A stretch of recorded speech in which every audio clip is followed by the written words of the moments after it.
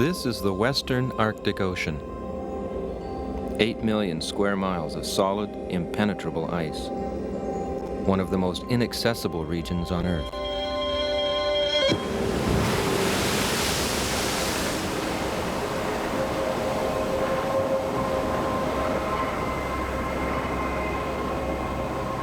The center of the polar ice pack is virtually unknown to science.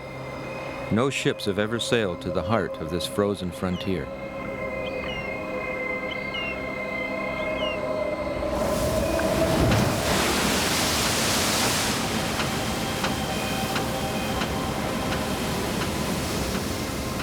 Its waters remain uncharted. Even its biology is a mystery. But 28 days ago, the United States and Canada sent a team of 70 scientists north on their two largest icebreakers to take on one of the most powerful forces in nature: ice.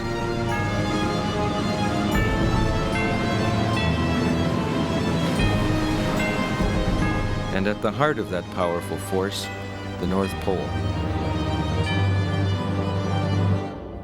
The ships sailed up the west coast of North America, and after a brief stop at Nome, Alaska to pick up the scientists, they continued north into the Arctic Ocean.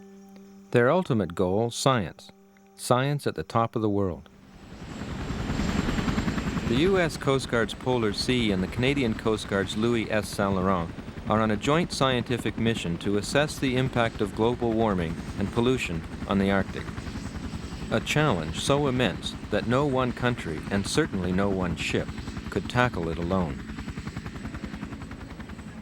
I'm Wayne Grady, and along with filmmaker Stefan Nitoslawski, I've been invited to make a record of the voyage.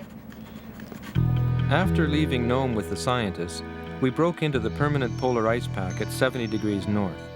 Our route has taken us over the basins, ranges, and ridges that are the key features of the least known ocean in the world. We are now within 300 miles of the North Pole. If we make 90 degrees north, we plan to turn around and come back along a second route, ending up in Point Barrow, Alaska, sometime before the ocean refreezes in late September.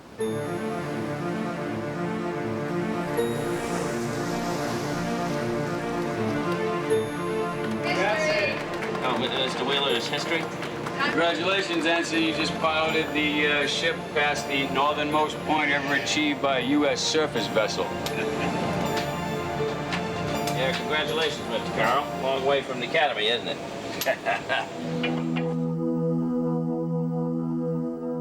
Reaching 85 north isn't all good news. Most satellite communication systems were not intended for use at the top of the world.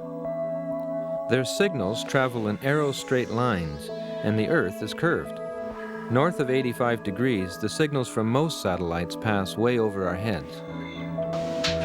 The satellite is in and out here, Norm, over. The Global Positioning Satellite, or GPS, may work this far north, or it may not.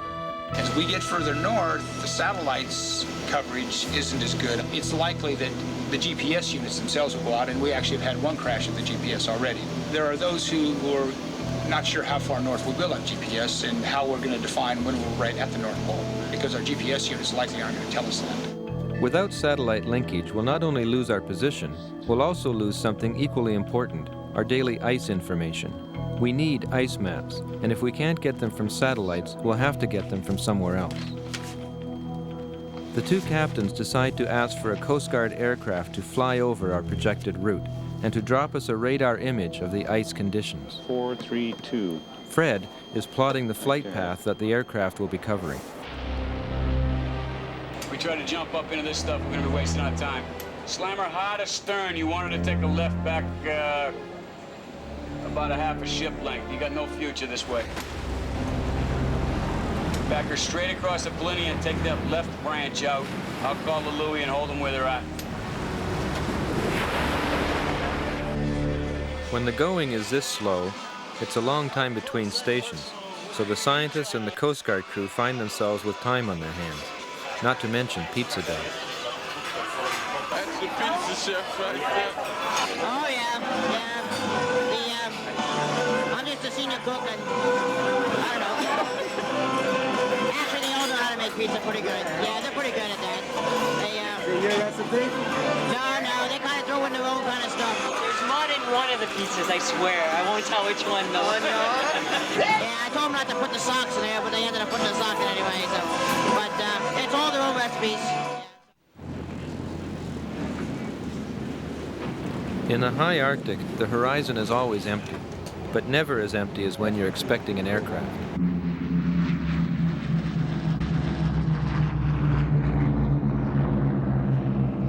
The plane makes its first overpass at 3:35 on a cold and windy afternoon. Usually the Arctic gets less precipitation than the Sahara Desert, but it's snowing today. The plane comes in low, barely clearing our mast. It drops a small canister on the ice, about 1,000 feet off our starboard bow.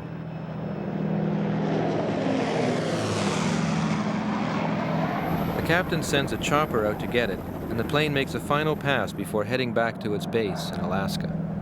Yeah, you pass on today, that all is okay.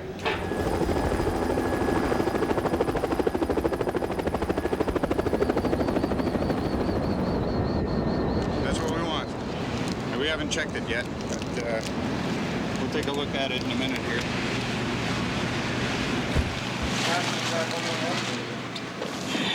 Toilet paper. Amazing what Toilet paper. Amazing what toilet paper can do, eh? Are we getting low in there? I see the flow sizes are a lot smaller than what they were calling originally. But there's only 9/10 up here he's calling. That's 9. Fred now has radar imagery from the aircraft, but with the Terrascan computer down, he has to plot our ship's position on the map by hand. The aircraft maps give us 2 possible routes to the pole, one from the west and another a little more to the east. Our current position is somewhere along the western route. Art wants us to take the eastern route so he can tow a seismic line across the Lomonosov Ridge on the way to the pole. Then go here, here, and here. Captain Grandy is reluctant to cross through unknown ice to get to the eastern route. His solution?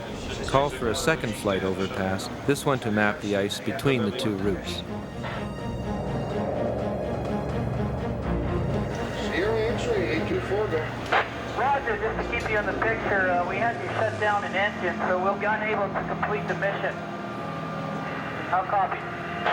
Roger, understand that you've had to shut down an engine and you're unable to complete the mission. Is that correct, over? That is affirmative. There's no dire emergency. We'll just have to head home. Over. Roger, understand you'll have to head home. Very good.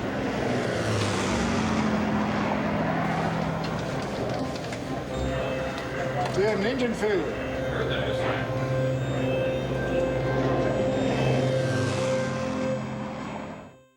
Well, would you pass on to Captain Brigham that the aircraft just had an engine failure? Cruel and unusual punishment. Well, that's the brakes. The second plane's engine failure means we have no ice information for the eastern route, and a helicopter recon shows heavy ice ahead. The captains and science leaders decide not to attempt a seismic line. You definitely don't want to come east anymore after we get over here. Once again, Art's geology program is postponed until the return trip. Was it a question of bad ice? No, clearly not. We did work in worse ice. It was not ice, it was time. Once we get this next one done, there's nobody coming back in this area. Isn't that true? And we can't come back into bad ice conditions. I mean, that's not the objective of it. Science was the goal. Science in an area that's difficult to reach, not traversing the area that's difficult to reach to get to the pole. We're going to try in the second half of the voyage to get good seismic runs. The extent of our success will be determined again by ice conditions. You'll notice the track is practically a straight line north. No deviations for anything. The reason for that, I believe, is that we're going to get to the pole and be damned. I say again, you can pass on today that all is okay on board of both vessels. And we're open to respond to his requests for an ETA for the pole later on tomorrow. Tell him that we're a little bit gun shy of that one. We're all excited, but a little bit shy of giving an ETA. Over.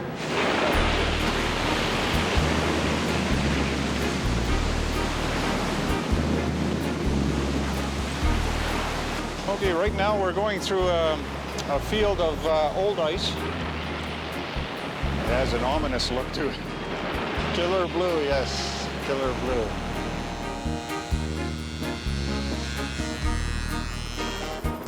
It's August 19th, Hump Day. If everything else goes according to plan, this is the exact midpoint of our trip.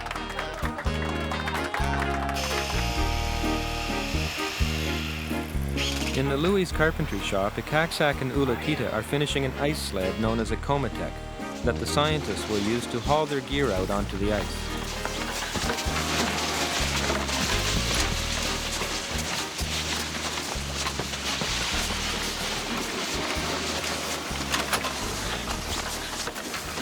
At 88 degrees 51 minutes north, we stop to do a string of science stations.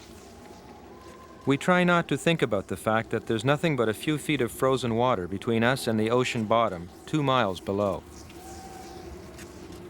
You're pushing here and it has to give somewhere, so it sort of pops out with big cracks going to the free surface, in which case this. Mary Williams examines a chunk of ice that's been tossed up by the icebreaker's bow. So much pressure has been exerted that the ice is stained with paint from the ship. Yeah. Some of the tests I'm going to do in the lab are looking exactly at this, is how much pressure do you have to have in order for that to happen. Ikaksak, Ula Tita, and Mary cut horizontal sections of ice with their chainsaw, then shape them into ice beams. That's what we're after. Later, in her lab, Mary tests the beams for tensile strength using an instrument she designed for the purpose. She's measuring how much pressure it takes to crack multi-year ice.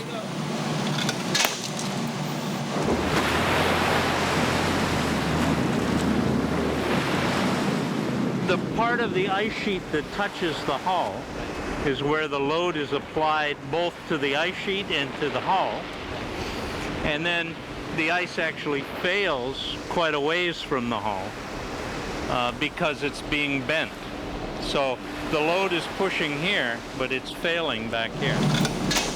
There, see that nice circumferential crack there? And then the piece falls off and goes under the water. Yes, the next 15 or 20 minutes or so, we're going to be looking for an open spot to start our science. If you see any place between now and then you want to stop, just let us know. We'll search for a pool here and leave too when we get a good spot for us. Over.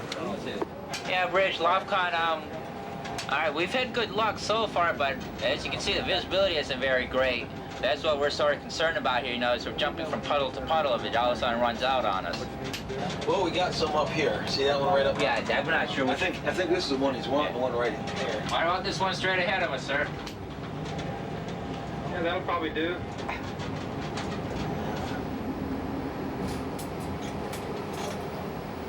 Have we found the right spot for you? Oh, excellent spot. Over the deep basin east of the Lomonosov Ridge, the ocean floor is 10,000 feet straight down. It takes more than an hour to lower the rosette to the bottom and another hour to bring it back up. Come to 3000, please. After more than 50 casts so far, some fascinating patterns are beginning to emerge. The whole water column was under 34.9. Yeah, this is serious stuff. I mean, we're a lot warmer. As we go deeper in the water, we're getting colder and colder until we come to a point where the temperature reaches a minimum and then actually begins to warm up and remains warm down to a depth of about 2,000 meters where it starts cooling off again. Every time we see this Atlantic layer, we're seeing that it's anywhere from 0.2 of a degree to a full degree warmer than historical records show. So this is something that's happening over the whole of the Arctic Ocean. We're seeing something going on in the interior, and it's important to understand just how widespread it is, and that's going to take a lot more work. It's important to know whether it's continuing. We need to be monitoring that sort of thing. And we need to understand why it's happening. It could be a curiosity or it could be catastrophic. There is enough heat contained in this layer of Atlantic water that if it were to rise to the surface, it would melt all the ice immediately. The Arctic would be ice-free. And then we would be on a different planet. Studies show that the Earth's average temperature has risen half a degree over the past century. A half-degree rise means that the Arctic's average temperature may have risen as much as 2 degrees, enough to cause a depletion of the total ice cover. Such a reduction may not only be the result of global warming, it may also hurry it along. Imagine if you're photographing the planet from outer space, and part of the year you've got brilliant white, and another part of the year you've got deep blue and browns and the other colors of land. That change in the reflectivity of the Earth in those zones of seasonal snow and ice cover have a tremendous impact on the heat budget of the Earth. Either that heat's going to be absorbed or it's going to be reflected back into space. Things have happened on the planet that have changed the climate dramatically in the past without even the effect of humans. You know, I mean, we had nothing to do with them, and they still happened. We could accidentally trip one of those changes very simply without knowing what we're doing. We're still in the high Arctic summer. With 24 hours of daylight and temperatures hovering around 2 degrees Celsius, it's warm enough for a swim in a convenient melt pond, while the scientists finish a station.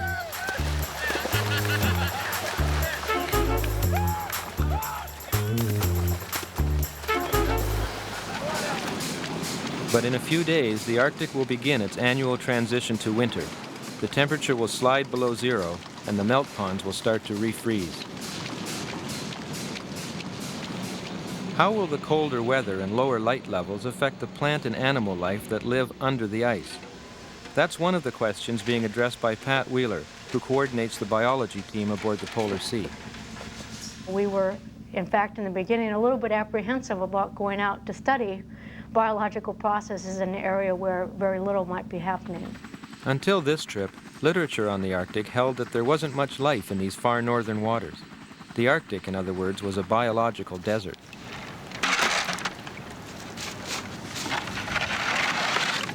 It's called plankton, and it's sort of like a fine dust.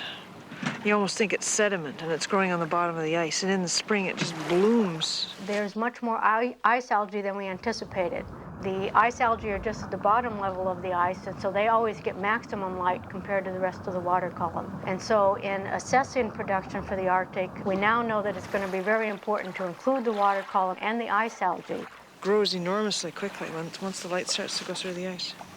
Maybe this is what it looks like into the fall. Once Pat determines that there is plenty of plant material in the water, she begins to wonder why the nets are bringing up only a very few grazers that feed on the plants. If the Arctic is more like a prairie than a desert, where are the animals? That question has also occurred to Malcolm. When Malcolm isn't thinking about polar bears at the top of the food chain, he turns his attention to smaller organisms at the bottom. It struck me on this trip that there appeared to be organisms associated with the sea ice, small animals that are associated with the ice itself, just on the undersurface of the ice, that we were never finding in our plankton hauls through the water column.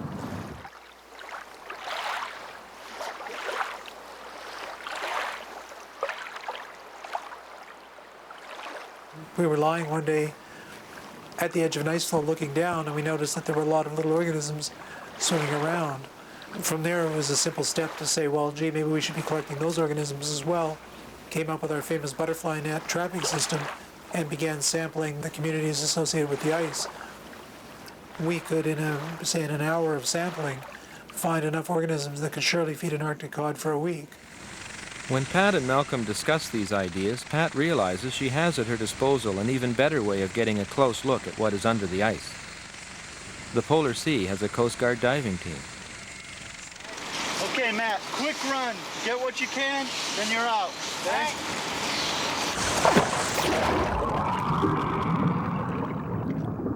The major grazer that feeds on the ice algae is a tiny shrimp-like creature called an amphipod, and the divers take small nets and an underwater camera to try to catch some.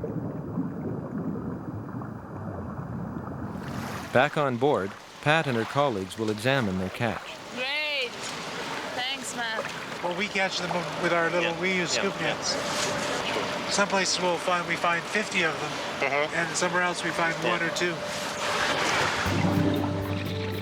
After each trip to the ice, the divers are bringing back their films and showing us some of the underwater contouring, and it is really amazing to see all of the variation that there is.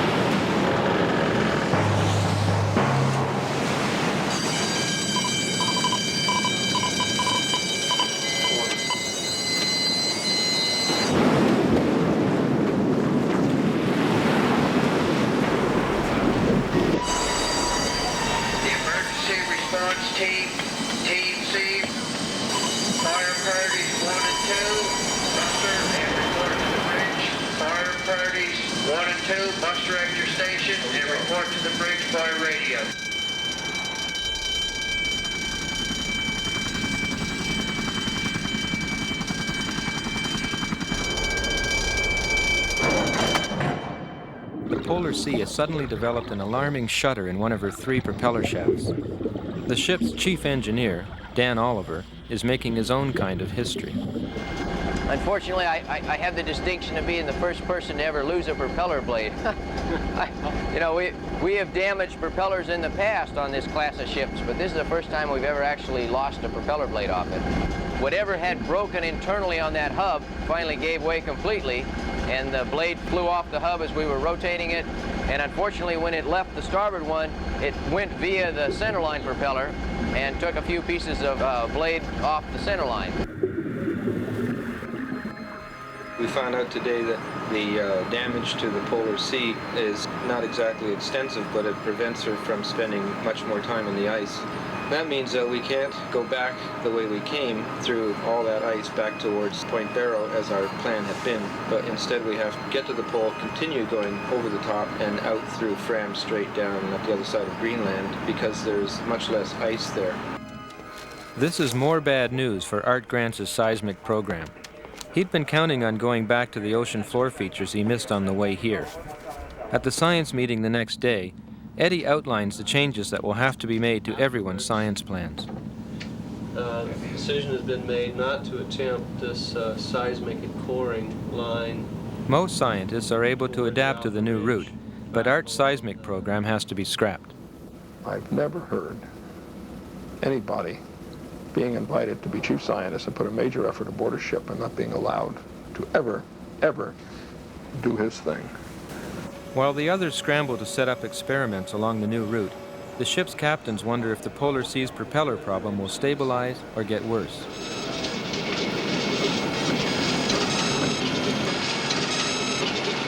Just to give you some news that you might be able to relate to, we will be having a wedding at the North Pole. So this is going to cause quite a lot of excitement. That is Doug Seaberg and his wife Louise.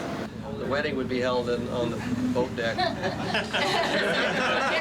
In between trips. Up 300 meters, yes I do.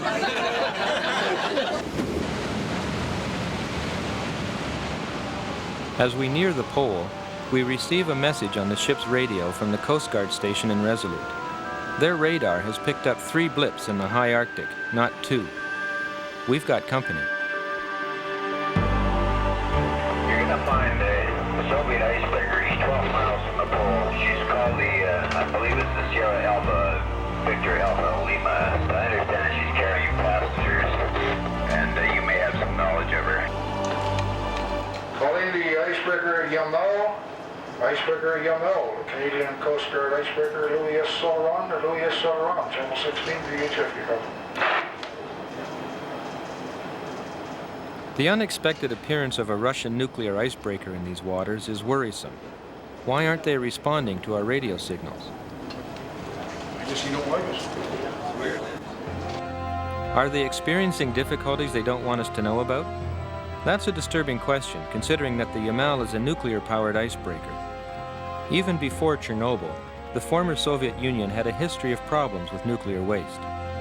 Throughout the 1960s, there were whole cities deep within the Soviet Union that did not appear on any map.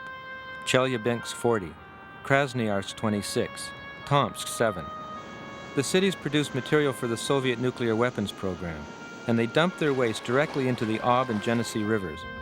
When traces of radioactivity began showing up in the Arctic, the Soviet government ordered the waste diverted into lakes instead, but the damage to the Russian Arctic Ocean had been done.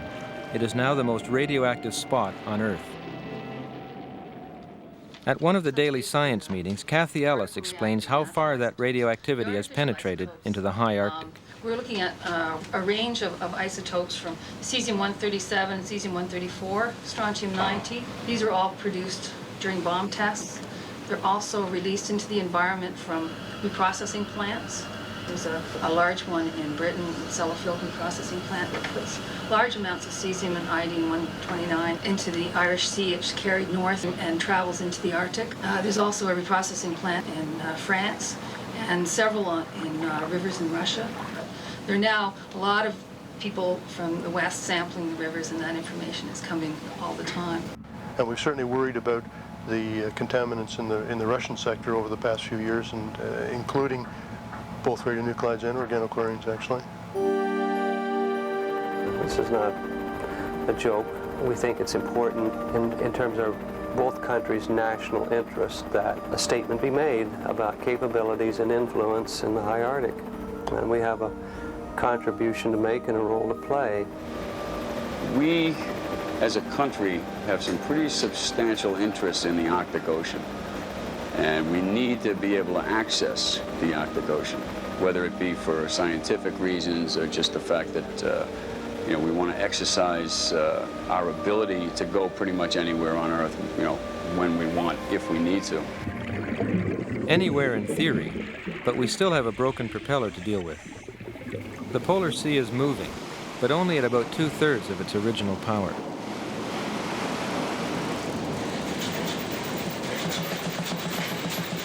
The propeller can't be repaired at sea, so Captain Brigham lets it freewheel.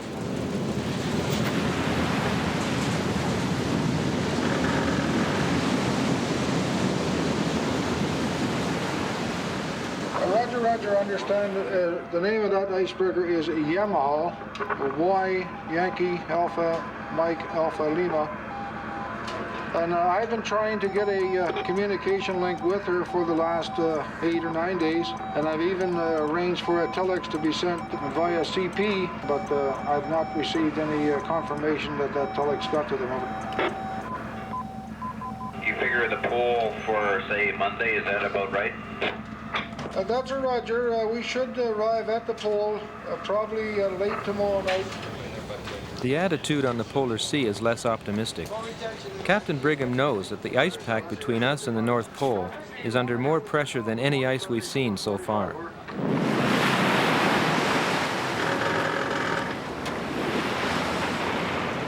Despite our earlier fears, the GPS is still working. It shows 89 degrees 52 minutes. We're 8 miles from the North Pole. Nobody has gone to bed. Oh, 2.8 miles. There you go. 2.8 miles. Well, have a nice Christmas. Well, thank you very kindly. Right now, I just don't want to do anything bad. Just looking around the horizon, trying to see what I can see. I don't like to tempt fate. If we're going to go there, Mother Nature lets us. I'd like to find that magic number for the next 1 mile. For nearly 4 centuries, the North Pole has just been a theoretical point on the globe, a magical spot where all time zones and all lines of longitude converge.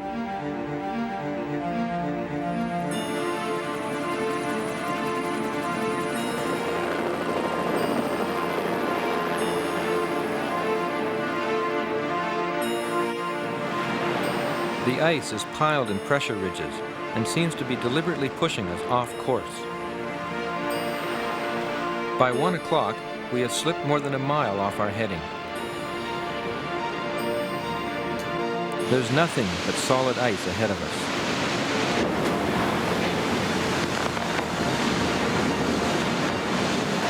us. It takes us 2 hours to fight our way back.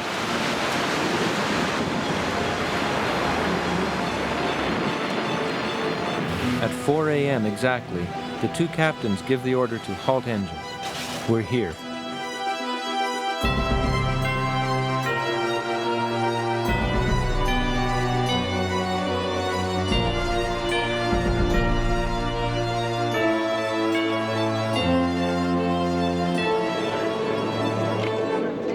the information of all hands. The commanding officer of this vessel has given me the great honor of announcing that Coast Guard Cutter Polar C has now achieved the furthest north spot ever made by a United States surface vessel.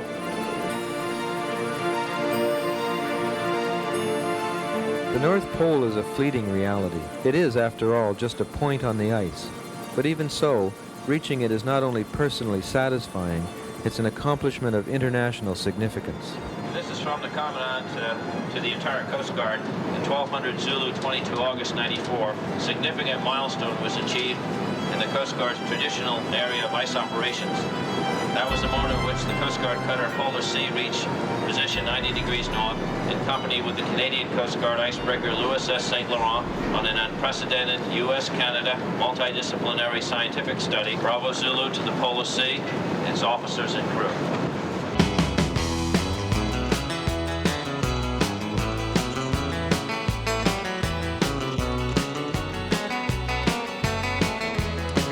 My name's the Chipster. What else do you want to know, partner?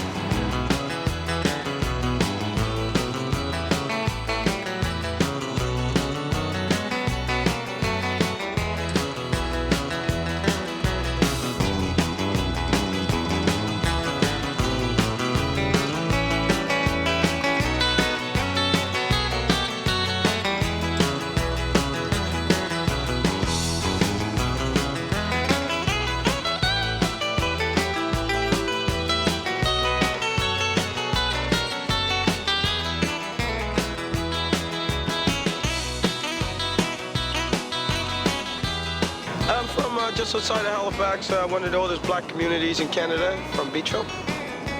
It's about 8 miles outside of Halifax. If you look on my sign, you'll see it's there. And then now here I am at the North Pole. Amazing. Yeah, it's amazing, yeah. I always said if I made the North Pole, I would smoke the cigar. Ed Carmack here shared that cigar with me. Eddie has brought the works of the 3 explorers who have inspired this quest for the pole. The authors may not have made it this far, but their books have, and Eddie has asked Captain Grandy to sign them. DeLong.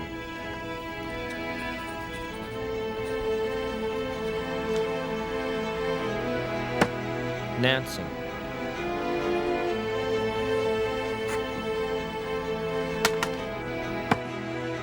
And Bernier.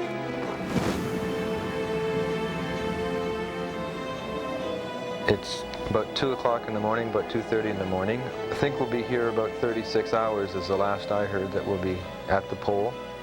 We're going to be starting to do a different kind of science now. Up until now, we've been in water that no ship has ever been in before. To the scientists, it's just as interesting to be going back over territory that has already been looked at in order to see if there have been any changes in things like water temperature and salinity and ice properties. We are here, after all, to study global change, and the only way to do that is to take samples from the same place over a long period of time. So that's what we'll be doing from now on.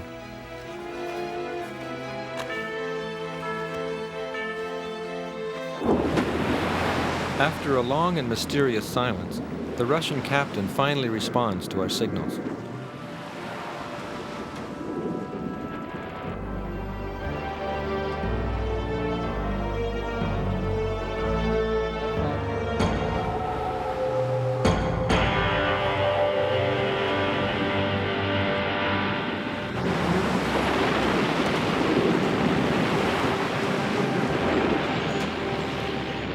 She was just milling the stuff and, you know, turning it into soup.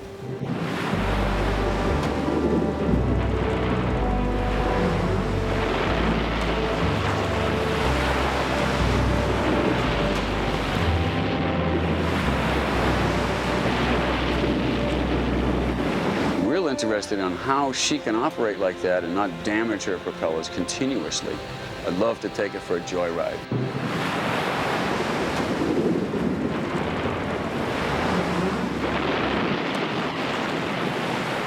The Yamal has on board a television crew and a group of children from a number of countries, and they're doing a special.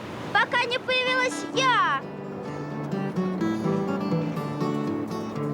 пещере сталактиты жил парень первобытный.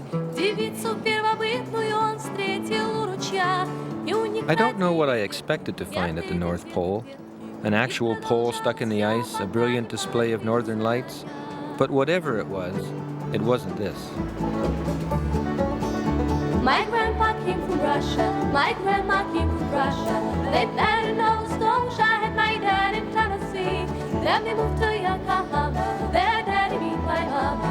Cadets from Alabama, and her mom from Cherokee. The Yamal has brought these 55 young performers and their parents to the North Pole to celebrate the International Year of the Family.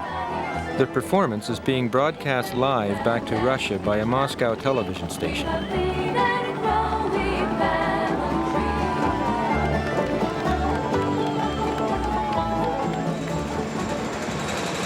Yamal at the Polar Sea, Yamal at the Polar Sea. Добрый день. Я приглашал Майкла. Kent Berger North, an oceanographer aboard the Polar Sea, is the only one of our group who speaks Russian. So he is seconded to arrange for one of their helicopters to land on the American ship. Okay, спасибо большое. Their chopper is going to be about 12 tons. We need them to be lighter than that when they come over. Okay. 22,000 pounds is actually our limit. If you want, I can call him back. Normal takeoff weight, it says, is 24,250. So if he has slightly less fuel, then we should be okay. До свидания. 9.5. They can fly it at 9.5. That works. That works. We can do it. Polar Sea International Airport.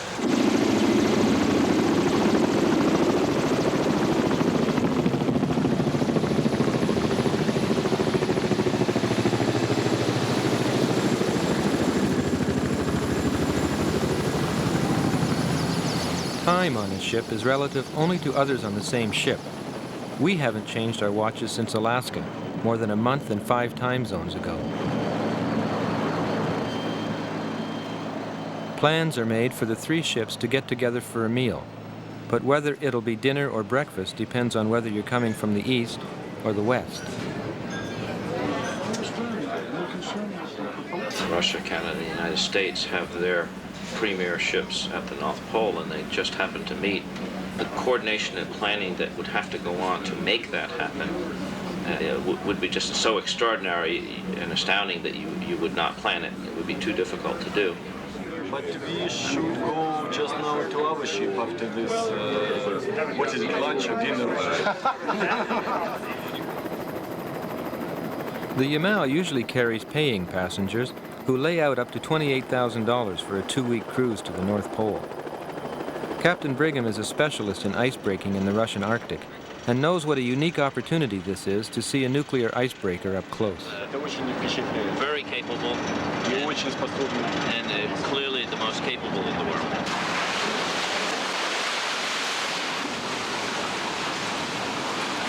This is for the children, because children come here, so those life jackets are for children. The senior officers and science leaders are given a grand tour of the world's only privately operated nuclear icebreaker.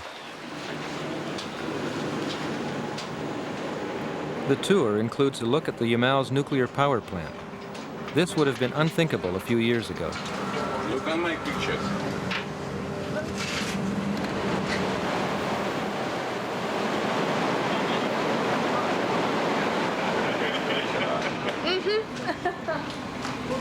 Sorry, the Coast Guard loses. As they move from deck to deck, dozens of youngsters await their arrival in the Yamal's dining room.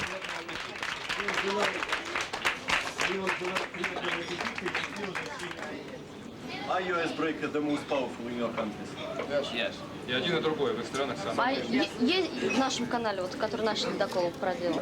Why do you move it so slowly in our canal? I'm following the Polar Sea. After a few awkward questions, one of the young performers clears the air with a traditional Russian folk song.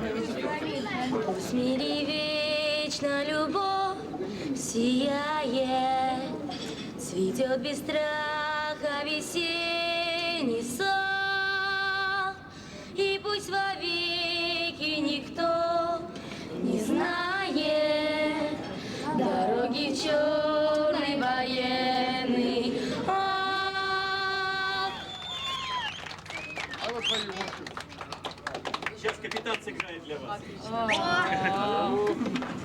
I don't know how to play. I play 1-2. Quarter G. You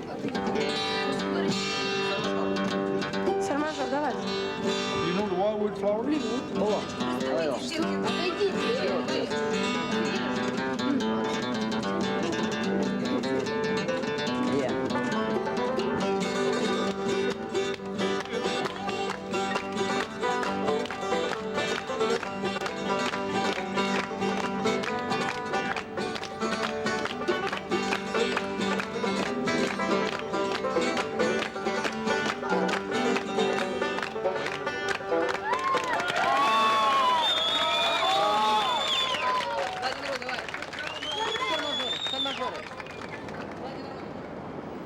Meeting up with the Yamal may have some interesting repercussions, not only for its Russian owners who are eager to spread the word that their ship is for hire, but also to the North American scientists who, like Dan Lubin, can't help speculating about a science platform as large and capable as the Yamal. Did you look at the Yamal as a platform for science? I think all of the scientists have thought about that. There's just enormous amount you can do if you can be up here indefinitely. When we arrived at the North Pole, measuring these trace levels of radioactivity in the Arctic Ocean, I initially was terrified that all of a sudden all of my samples would be contaminated with the ship. I did collect a few samples around the Yamal just to verify that we weren't tracing the Yamal through the Arctic, and we weren't able to detect any effluent from the ship. I'll be back. Thank you, Captain. Thank you. I tip my hat to Captain Smirnov of the Yamal. Clearly, he's a modern man that understands the modern role of a captain. Где-то на белом свете, там, где всегда мороз, трутся спиной медведи, а зимую ось мимо плывут столетия, спят подо льдом моря, трутся обось медведи, вертится земля. Louis Celeron back, Roger, Bob. This is the last station.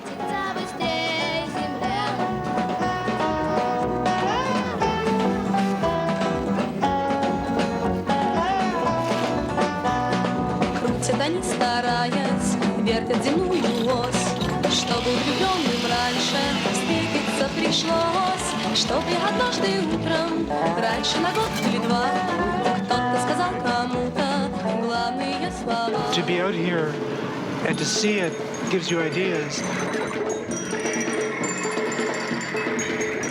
This gives me an idea of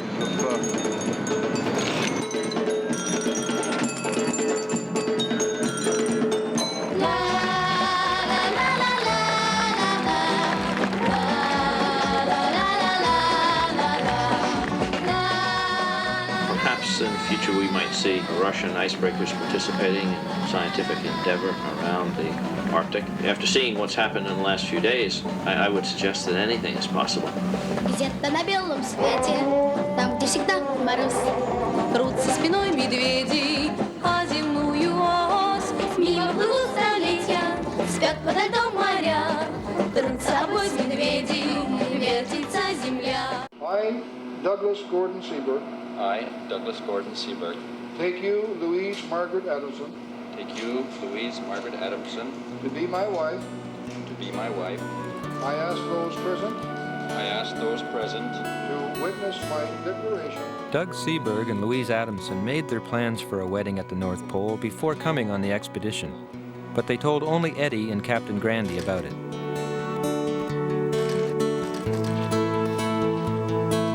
The wedding seems a perfect symbol of the closeness we all feel after 6 weeks of hard sailing.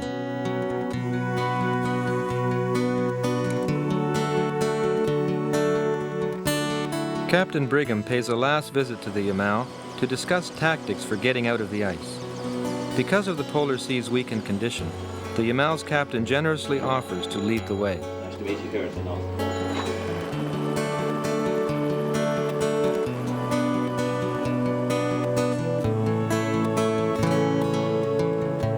The Yamal can normally do 12 knots in multi-year ice, but it is slowing down to 6 knots so her path won't refreeze before we get through it.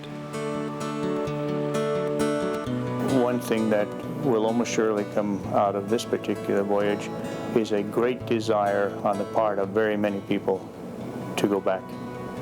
We were very successful in our work, and there were far more bears up here than we anticipated. It's a different kind of mindset to these animals. It's like you get all the biologists up here to find out how many there are, what their mating characteristics are. I'm more concerned about the psychology. And I think if I were to be able to do a polar bear any more justice at this stage of the game, it would be from its anatomical perspective as well as its behavioral perspective. I hope to someday be able to have grasp on depicting the spirit of the Arctic in a way that does it some justice. The bears Malcolm collared are already being tracked by satellite. I haven't superimposed on here where the bear tracks are, but in fact the bears were up here again in almost 90% ice and far removed from the area where they were originally caught, which had been 90% ice a month ago and is now down to about 40% ice. So it would appear that the bears are moving into areas of higher concentration of ice. When I started work on polar bears more than a decade ago, this was a pie-in-the-sky dream to ever think that we'd be able to track bears in real time. There will be so many interesting questions raised, so many important questions raised. Maybe I'll figure out what they're looking for, and maybe I'll be able to help in the near future. It's for my future, my kids' future. Just before breaking out of the ice cap on the other side of the North Pole, we part company with the Yamal.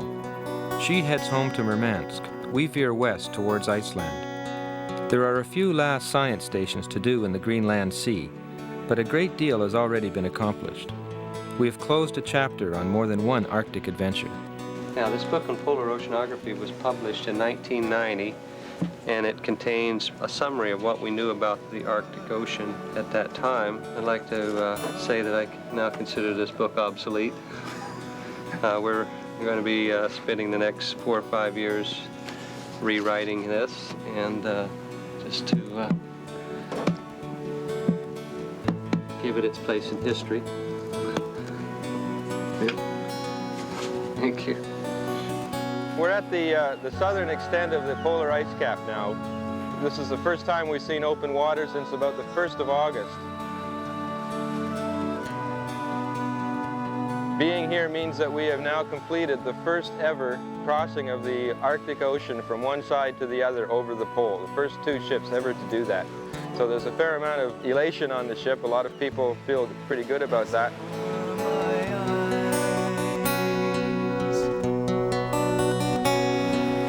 Thoughts of your horizons fill. Something called channel fever has set in. Channel fever is that sense of once you know you're going home, you're in a big hurry to get there. Feeling the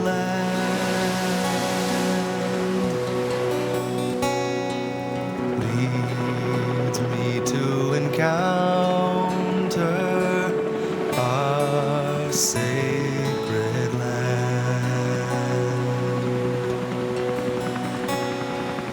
We arrive in Halifax, Nova Scotia on September 9th, nearly 2 months after setting out.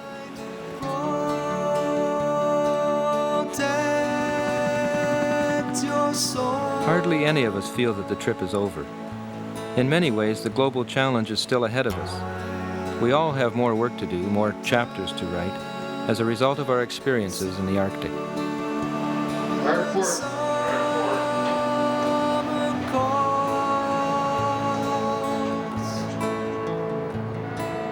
Mountains of sea,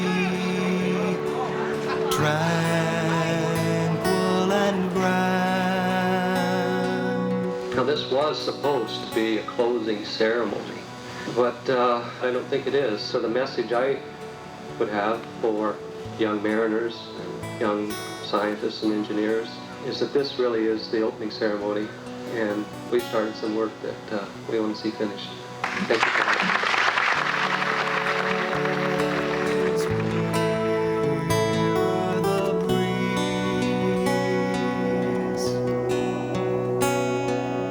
That kept